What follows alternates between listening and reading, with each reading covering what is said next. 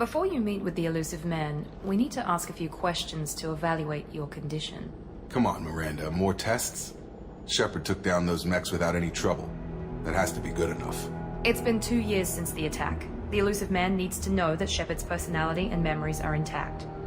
Ask the questions. Did you say 2 years? I've been gone that long? 2 years and 12 days. And you were on an operating table for most of it. The sooner we start, the sooner we can be done. Start with personal history. Okay. Records show you were a spacer kid, raised mostly on one ship or another. You enlisted and won a medal fighting Batarians during the Skillian Blitz. Do you remember that? A lot of lives depended on me holding that position. I did what I had to. However you want to put it, it was damn impressive. I had friends who were there. Satisfied, Miranda? Almost. Let's try something more recent. Vermeer, where you destroyed Saren's cloning facility. You had to leave one of your squad behind to die in the blast. Lieutenant Caden Alenko was killed in action. It was your call. Why did you leave him behind? I left a friend to die that day and I didn't do it casually.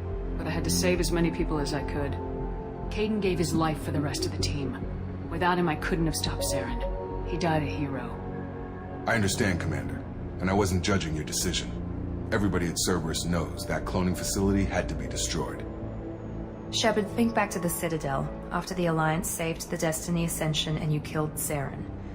What happened next? Humanity was offered a spot on the Council. I recommended Captain Anderson for the position.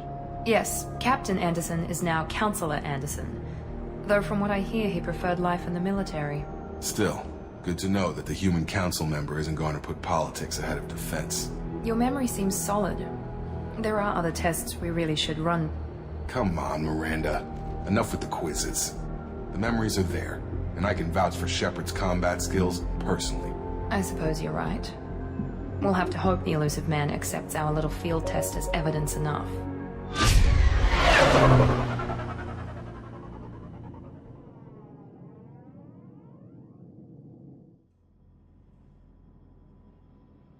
The Illusive Man is waiting for you in the other room. Hello, ladies and gentlemen, and welcome back to Mass Effect. In the last episode, we got reconstructed, and basically brought back from the dead. This episode, after that little conversation, we will be going to meet with the Illusive Man. The, well, elusive head of Cerberus, I suppose. First things first, let's have a little look at some armor options, though. As I mentioned last episode a little bit, armor options and weapon options and level ups and stuff like that are all a lot less than in Mass Effect 1, which I quite like. So helmet, currently we have like 3 choices. Increase health by 5%, but I prefer not having a helmet. Chestplate, basically rather than having like sets of armor, as in one unit, you have a separate chest, shoulders, arms, and legs. I currently have none of them unlocked at all, other than just the basic N7 ones, but what I can do is do a bit of colouring. So, you can change the material and kind of like how reflective it is. Go for that one. Ooh, she's spinning. And then colour-wise, we're going to go for... Basically, you can colour any suit of armour to be whatever colour you want, which is nice. We'll go for that, like nice, rich, cherry kind of red. I really like that one. And tint... Oh, let's go for like full-on Iron Man colours. So that's... I mean, I say Iron Man colours, it's also my kind of colours. Certainly when we're doing any multiplayer stuff, I think it's like primary and secondary colour that's... I'm kind of red and gold. Is that gold? Or is... Well, that's very, very orange. That's very yellow. Gold is a really hard colour to get, you know? That's gold. That's definitely gold. Look at that beauty. Ah, I look great. Let's see how I look with the helmet on with that in.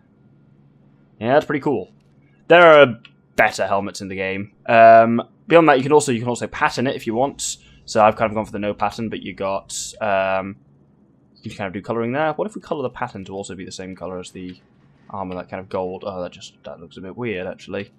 Oh, it's like the stripe on the N7 bit down the side. There's also a kind of camouflagey pattern which ain't so nice. Can I make this just black? Is black not an option? Wow. It's like the reverse Henry Ford. Well, that'll do for now. You can also change your casual appearance. At the moment, we have access to a couple of these. We have the kind of like the Standard Cerberus staff one. Boy, it's hard to get it to stop rotating. You go to a tiny little flick in a direction, and then if another flick sets it spinning in the other way. Bloody hell. So we got that. We got the kind of office. That's not. Yeah, kind of Cerberus officers look. Got the spacer kind of wild mining look. I don't know what that's supposed to be. And we've got the medical officer. I think for now I will just. I kind of do like the officer one. We'll go for that for now. But a lot of the time, as you can see, we'll be wearing our armor when we're on any kind of mission. Anyway, one final thing. You'll notice in that conversation earlier in the episode, it gives us a choice of who did we promote to the council. That's one of very few things you can actually change. If whoever you say there is whatever you said, regardless of what you said at the end of Mass Effect 1, it kind of lets you retroactively change that decision, which is odd. Anyway, that didn't work. So we'll ignore what I was trying to do, and let's head to see the Illusive Man.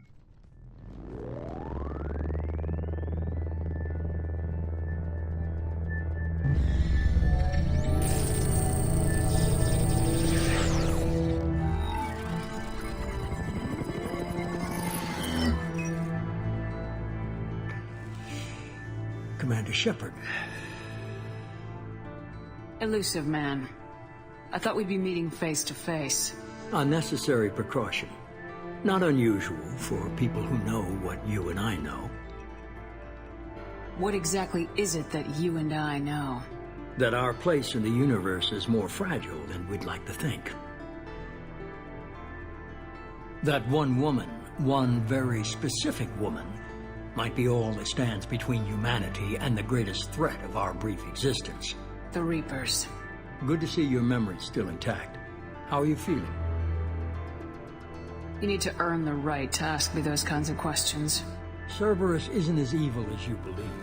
You and I are on the same side. We just have different methods. Cut to the chase. What are the Reapers doing that made you decide to bring me back? We're at war. No one wants to admit it, but humanity is under attack. While you've been sleeping, entire colonies have been disappearing. Human colonies. We believe it's someone working for the Reapers, just as Saren and Geth aided Sovereign. You've seen it yourself. You bested all of them. That's just one reason we chose you. Sovereign was trying to harvest all life in the galaxy. Why would the Reapers target a few human colonies? Hundreds of thousands of colonists have vanished. I'd say that fits the definition of harvesting. Nobody's paying attention because it's random, and the attacks occur in remote locations. I don't know why they've suddenly targeted humanity. Maybe you got their attention when you killed one of them. If this is a threat against humanity, you need to mobilize the Alliance. They suffered substantial losses fighting Sovereign. They're rebuilding, still stretched too thin to waste resources verifying the Reaper threat. Blaming the abductions on mercs and pirates is easier, and more convenient. If what you say is true, if the Reapers are behind this, I'd consider helping you. I'd be disappointed if you accepted any of this without seeing for yourself.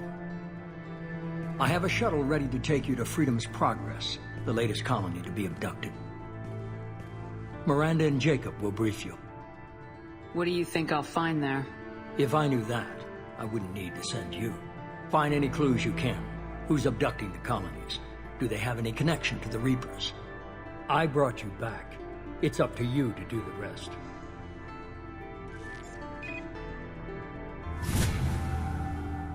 So, we've been given a mission by the Illusive Man, and we've also got a lot of stuff going on here. All sorts of experience and things. So we've leveled up a fair bit. We're actually already level 4, because we get some experience from importing a previous character, and we got some during the tutorial as well. Below your portrait is a summary of Paragon and Renegade points. With more points, you can unlock new conversation options.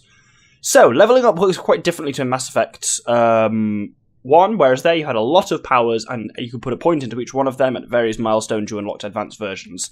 Here, every power levels up in the same way. 1 point for the first level, 2 for the second, 3 for the third, 4 for the fourth. So more points to level it up, but more power.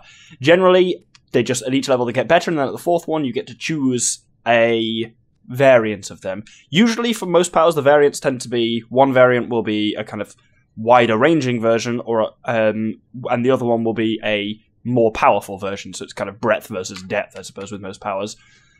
So, we've got disruptor ammo and tactical cloak by default. These grayed out ones, we need to get to the second level in the one above them to unlock it. So the first thing we will do is get level 2 tactical cloak. Then we'll get level 1 incinerate. Then we'll get level 2 incinerate to unlock AI hacking, which is quite cool. And do I want operative? Operative is my kind of ranky one, which basically makes you not rank class, which basically makes me a little bit better at everything. But I'll actually go for AI hacking as well, because that'll be just handy to show off. So I've kind of got access to the main powers now, even if they are a bit weak. Basically, disruptor ammo is good against shields and synthetics. Cryo ammo is good to freeze enemies. I don't find it particularly useful, but hey, that's leveling up. Now, let's have a quick chat with our soon-to-be squad mates before we head out. Let's start with Miranda. The Illusive Man is very impressed with you. I'm eager to see if you can live up to his expectations on this mission. Don't worry, we'll find out what happened to those colonists. Well, at least you're confident. Let's hope it's not misplaced. For someone who spent 2 years putting me back together, you don't seem real fond of me. I have the utmost respect for your abilities, Shepard. It's your motivations that concern me. I believe in what Cerberus stands for. Only time will tell if you prove to be an asset or a liability to our cause. Tell me a little about yourself. Worried about my qualifications?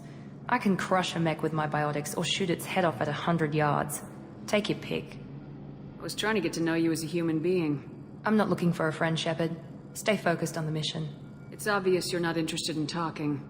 We've got an assignment. We can talk about it or we can do it. I'm glad the Illusive Man convinced you to join us, Commander. I just agreed to work with him. I still don't trust him. Do you trust me, Commander? I haven't made up my mind about you yet. At least you're giving me a chance. Most Alliance soldiers hate Cerberus on principle. Why did you join Cerberus? I guess I just got tired of never making a difference. So much of what we did in the Alliance seemed pointless. I thought things would change after the attack on the Citadel. Humanity was finally invited to join the Council, but nothing changed. Politics, bureaucracy, same bullshit, different leaders. Cerberus is different. When colonies go missing, we don't commission a team to write a report to figure out what the hell to do about it. We just go and find out. That's all for now. Yes, ma'am. So, gives us a nice bit of a background on the personalities and views of our crew members for now. With that done, we're ready to get off this base and investigate the colony. So, when this game is kind of split generally into missions, when you complete what the game reckons is a mission, it'll give you a summary of everything you got. We got a level up, we got a grenade launcher, and we got credits. And for completing every mission, you get some credits classes as Cerberus funding. Anyway, on we go. We should be there shortly, Shepard. The Illusive Man put us under your command. Do you have any orders? Our first priority is to look for survivors. That's unlikely, Commander. No one was left at the other colonies. They were completely deserted. Be nice to find somebody. Anything's better than another ghost town.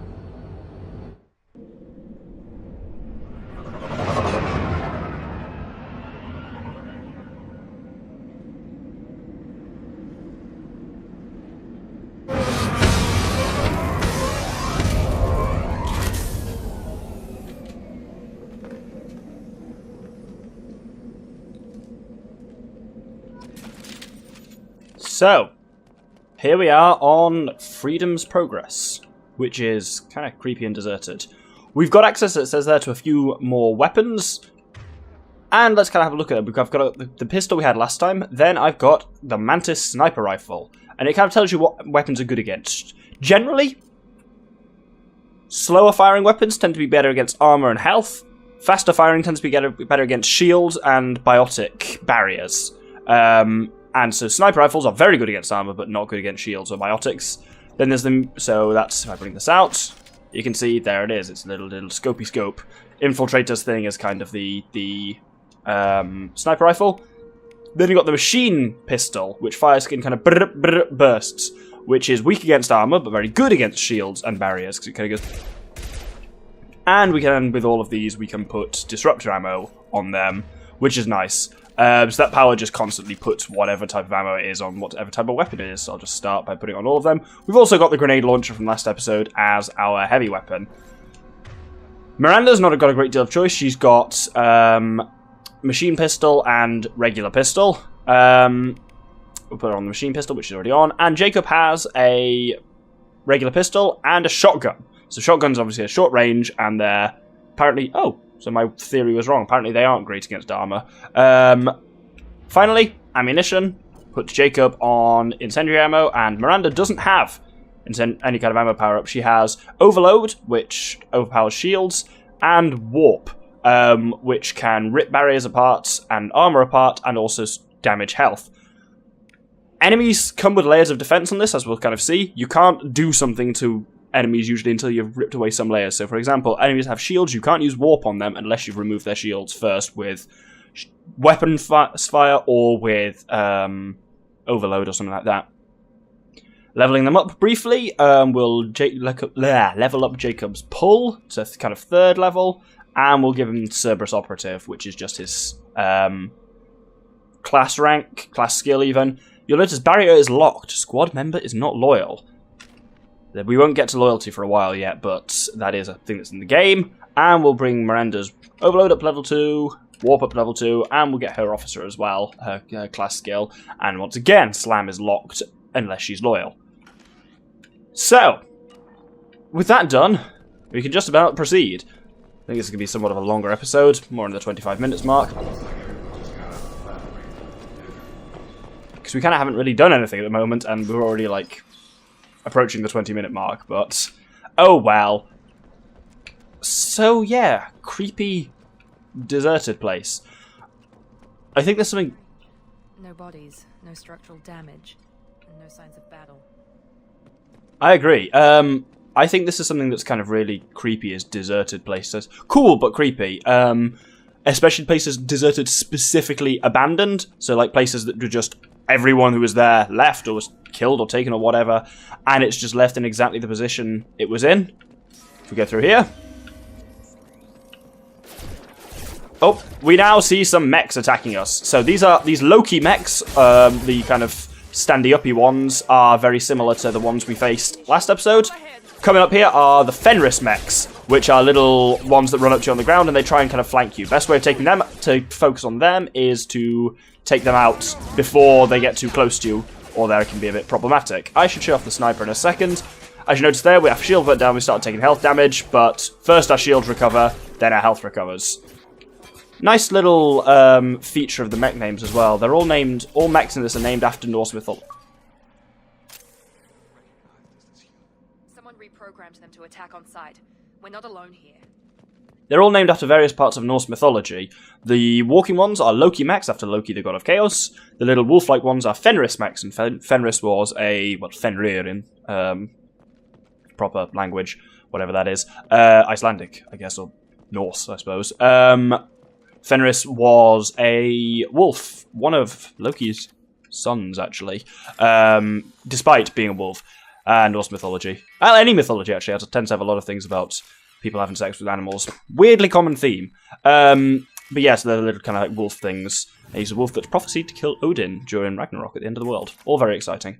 But there was a safe there to bypass, and when we come out here, there are more enemies, I believe. Ooh, there's also spare parts here for salvage. You'll notice there are things around there that I can just... that's hilarious. There are things around that you can interact with and get credits from as well. As well as some other things, which I will come to as it becomes relevant. Generally as well, my allies, I've set them so that they will happily use their own powers. I can direct them to do stuff, but largely they'll handle it themselves. Stop right there! Praza, you said you'd let me handle this. Wait, Shepard? I'm not taking any chances with Cerberus operatives. Put those weapons down! Shepard? Is that... you're alive? Remember when I gave you that Geth data tally? Did it help you complete your pilgrimage? Yes, it did. Praza, weapons down. This is definitely Commander Shepard. Why is your old commander working for Cerberus? I don't know. Maybe we should ask. Cerberus rebuilt me, but I'm not taking their orders. We can discuss the specifics once I know why you're here. One of our people was here on pilgrimage. His name was Vitor. We came to find him. Isn't that a little strange? A Quarian visiting a remote human colony? Quarians can choose where they go on pilgrimage. Vitor liked the idea of helping a small settlement. He was always nervous in crowds. She means that he was unstable. Combine that with damage to his CO2 scrubbers and an infection from an open-air exposure, and he's likely delirious. When he saw us landing, he hid in a warehouse on the far side of town. We suspect he also programmed the mechs to attack anything that moved. Vitor's the only one who can tell us what happened here. We should work together to find him. Good idea. You'll need 2 teams to get past the drones anyway. Now we're working with Cerberus? No, Praza, you're working for me. If you can't follow orders, go wait on the ship. Head for the warehouse through the center of the colony. We'll circle around the far side and draw off some of the drones to clear you a path. Your people really don't like Cerberus. What did I miss? They killed our people, infiltrated our flotilla, and tried to blow up one of our ships. That's not how I'd have explained it exactly. It was nothing personal. We can argue over who killed who later. Right now, we've got a job to do. Agreed. We work together to get to Vitor. Make sure to keep in radio contact. Will do. Good luck, Shepard. Whatever happens, it's good to have you back. So, that's nice. A little kind of chance encounter with a former squad mate, Talizora Naraya. But on that note, we're going to end it here because it's been considerably over 20 minutes. Yeah, if you press the right stick in, it tells you where the current objective is on a kind of radar thing, and you hold it and it'll keep showing it there, which is quite nice. But I figured out how to put my weapon away, by the way. It's back. So, as in, this is the back button. Thank you very much for watching. We've had a little conversation with the Illusive man. We found out human colonies are disappearing, and we're coming here to a human colony that's disappeared. Next episode, we'll be trying to find Vitor to work out exactly what happened here. Thank you very much, and good day.